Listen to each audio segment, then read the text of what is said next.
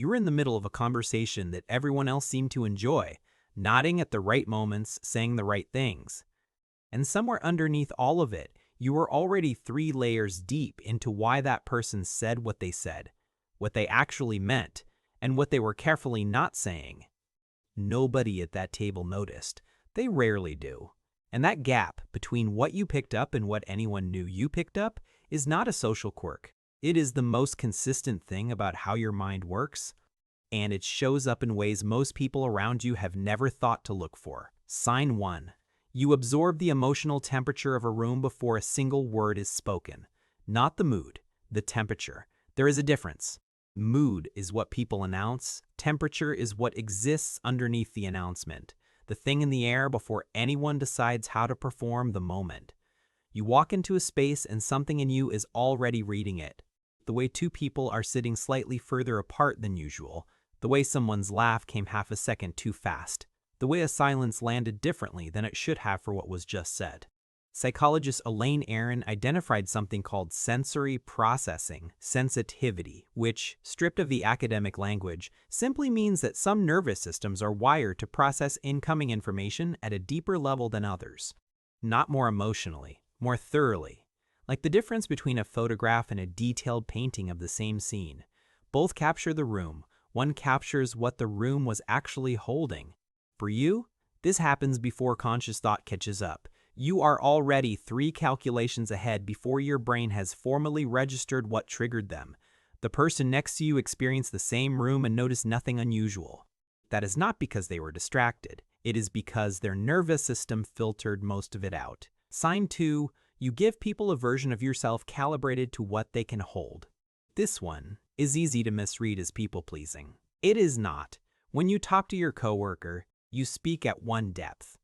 When you talk to your closest friend, you open a different door entirely. When you talk to someone you have just met, something in you quietly assesses how much reality this person is comfortable receiving, and you adjust accordingly. Not to manipulate, not to perform. Because you learned, probably earlier than you should have, that arriving at full depth too quickly tends to make people uncomfortable in ways they cannot name and then blame on you. Sociologist Irving Goffman described something called impression management, the idea that people naturally adjust how they present themselves depending on the social context they are in. Most people do this on the surface. Tone of voice, word choice, how much they smile. You do it architecturally. You decide how much of the actual structure of your thinking to reveal, not just how to decorate it. And the version most people know is real. It is genuinely you. But it is also edited, load-bearing in specific places, with entire floors of the building they have never been invited into. The cost of this is a particular kind of loneliness that is hard to explain to people who have not felt it. Not the loneliness of having no one. The loneliness of being known partially by many and fully by almost none. That distinction tends to sit quietly for years before it finds a name. Sign 3. You already know how a conversation is going to end before it does. Not always, but often enough that it stops surprising you. Someone starts explaining a situation and something in you, before they reach the middle of it, has already mapped the likely conclusion, not because you are not listening.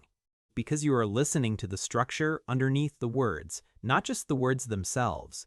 The pattern recognition happens automatically, the way breathing does. You are not trying to finish their thought. The thought simply arrives before they deliver it. Psychologist Nicholas Epley, whose research focuses on how people read the minds of others, found that individuals with high interpersonal accuracy, the ability to correctly predict what another person is thinking or feeling, tend to rely less on what people say and more on the constellation of signals surrounding what they say. Micro-expressions, timing, what gets emphasized and what gets rushed past. You have been doing this your entire life without knowing it had a name or a research base behind it. The shadow side of this sign is worth naming honestly. When you are usually right about where things are heading, patience becomes harder. You are waiting for a destination you already see while the other person is still mid-journey. And sometimes, not always, but sometimes, you have been wrong. And those moments land harder than they do for people who were not so certain to begin with. Sign 4. You feel the shift in a relationship long before it becomes visible. Not a suspicion, not anxiety inventing problems, an actual shift, something that moved in the architecture of a connection, and you felt it the week it happened, even if neither of you acknowledged it for months afterward. A response came slightly slower than usual. A laugh landed a half beat off. Someone used a word they would not have used with you 3 months ago. Most people would file these as noise. You filed them as signal. And the difficult thing about this sign is that you are usually right, which means you spend a portion of every close relationship quietly holding information the other person does not know you have. Psychologist John Bowlby, whose work on attachment theory mapped how early relational experiences shape the way people monitor closeness and distance in relationships, found that individuals with heightened attachment sensitivity develop finely tuned detection systems for rupture, small breaks in connection that others miss entirely. You are not paranoid. You are precise.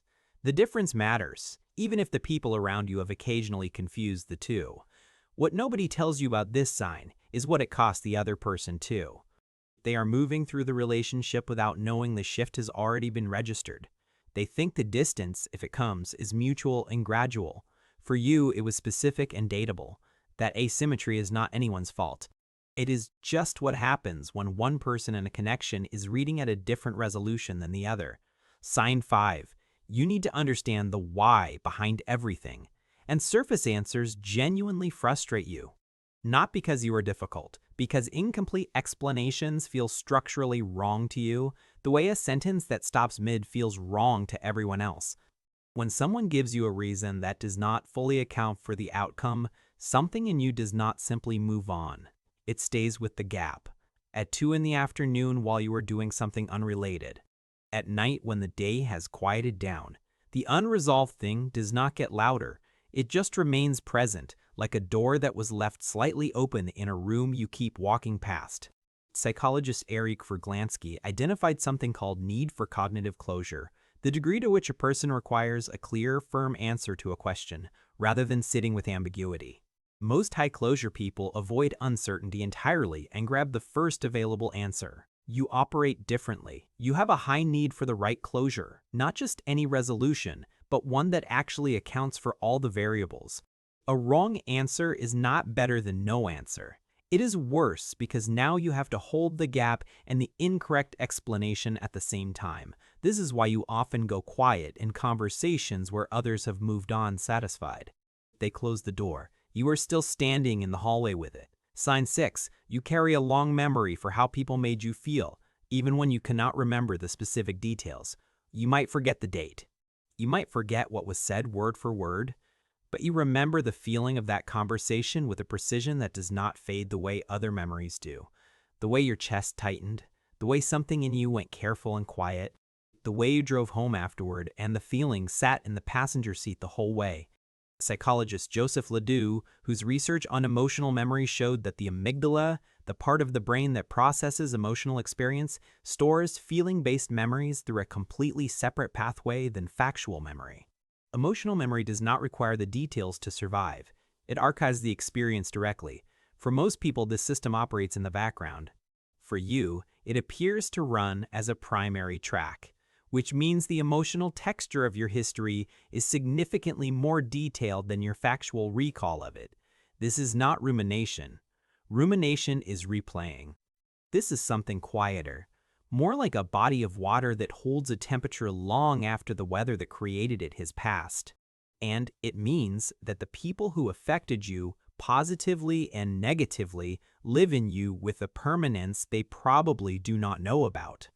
Sign 7. You have a strong sense of how something should be, and reality's failure to match it is genuinely exhausting. Not perfectionism in the way people usually mean it, chasing flawless outcomes or needing external validation. Something more internal than that, a vision of how a conversation could have gone, how a situation could have been handled, how a relationship could function if both people were operating from honesty instead of habit. You carry that vision quietly. You rarely announce it. But when reality lands significantly short of it, something in you registers it as a kind of loss, not just a disappointment. Psychologist James Gross, who developed emotional regulation theory, the study of how people manage the gap between what they feel and what the situation allows them to express, found that individuals who engage in what he called cognitive reappraisal tend to process the difference between expectation and reality more deeply than those who simply suppress it. You do not suppress, you absorb, reassess, and quietly recalibrate, which means every gap between how things are and how they could be gets fully processed rather than filed away unexamined. The exhaustion is real, and it is not a character weakness. It is the inevitable result of a mind that cannot stop seeing what is possible sitting right next to what actually happened. Sign 8. You are one of the most privately intense people in any room, and almost no one would guess it. This is the one that tends to land differently than the others. On the outside, you are measured, considered. The person who listens more than they speak, who does not perform reactions, who can sit in a difficult conversation without visibly unraveling. People who do not know you well tend to read this as calm, even-tempered, possibly a little detached. What they are actually seeing is containment, a surface that was developed specifically because what lives underneath it needed somewhere stable to exist. Psychologist Carl Rogers identified something called conditions of worth, the internalized belief built early that full acceptance from others depends on presenting a manageable version of yourself rather than the complete one.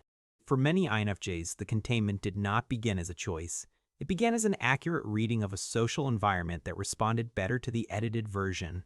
And over time, the editing became so practiced that it started to feel like personality rather than adaptation. But underneath that surface, the intensity is constant. You feel things at a register most people around you do not operate at. A piece of music at the wrong moment can open something unexpectedly. A single line in a book can stop you mid-page because it names something you have been carrying for years without language for it. A conversation that goes genuinely deep, rare as that is, can stay with you for days, turning slowly, giving up new meaning each time you return to it. The people who have seen past the containment, and there are usually very few, tend to describe you differently than everyone else does. Not calmer, not detached. The opposite. You might be sitting here recognizing something that has been true your entire life, but that you have never heard described from the inside rather than the outside. Most content about INFJs describes the type, this is about the experience of being one, specifically the experience of moving through a world that is mostly operating at a different frequency than you are and having learned to translate constantly without anyone knowing the translation is happening. That translation has a cost, not a reason to stop, just an honest acknowledgement that doing it every day, in every room, with almost every person, adds up in ways that do not always show on the surface. And here's what that actually means when you hold all 8 signs together. You are not too sensitive. You are not too intense. You are not too much. You have a mind that processes human experience at a depth most people were never built for, in a world that was not designed with that depth in mind. The signs most people don't notice are not subtle because they are small. They are subtle because they are entirely interior, running constantly, costing something real and producing a quality of perception that the people around you benefit from, regularly, without ever quite knowing where it comes from. The rarest thing about you is not what you feel. It is that you feel it, that completely, translate it that accurately, and still show up for the people around you the next morning as if none of it weighs anything at all. That is not a personality type. That is a specific kind of quiet endurance that most people will spend their whole lives standing next to without ever once seeing it for what it is. Subscribe if this described the version of you that exists when no one is watching.